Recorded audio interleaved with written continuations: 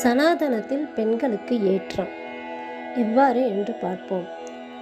அர்த்தநாரீஸ்வரராக சிவபெருமான் இருக்கிறார். அது சிவபெருமான் தனது இடபாகத்தை பார்வதிக்கு கொடுத்து சிவன் ஒரு பாதி சக்தி ஒரு பாதி என தன்னில் சக்தியை ஒரு பாதியாகவே கருதுகிறார்.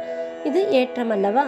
தன் பக்கத்தில் கூட வைக்கவில்லை, தன்னுள் அடக்கம், நான் பாதி சக்தி பாதி என்று அர்த்தநாரீஸ்வரராக நமக்கு காட்சியளிக்கிறார். மகாவிஷ்ணு தனது மார்பில் லக்ஷ்மி தேவியை வைத்திருக்கிறார். மங்கை உரை மார்பா என்று கூறுகிறோம். பக்கத்தில் வைத்து கொள்ளவில்லை, தன்னுள் அடக்கமாக லக்ஷ்மியையும் வைத்து சரி சமமாக, அதாவது ஈக்வாலிட்டி, சரிய சமமாக அவர் லக்ஷ்மியை தனது மார்பிலேயே வைத்திருக்கிறார்.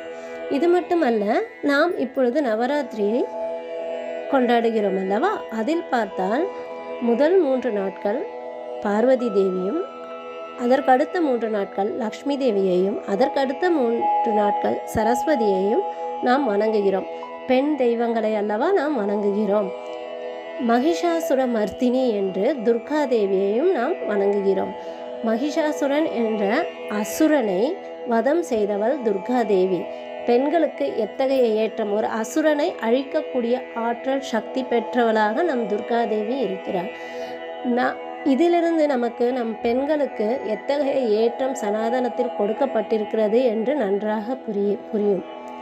நாமும் நவராத்திரியை சிறப்பாக கொண்டாடி பார்வதி தேவியையும் லக்ஷ்மியையும் சரஸ்வதியையும் வணங்கி அனைத்து நலன்களையும் பெறுவோம்.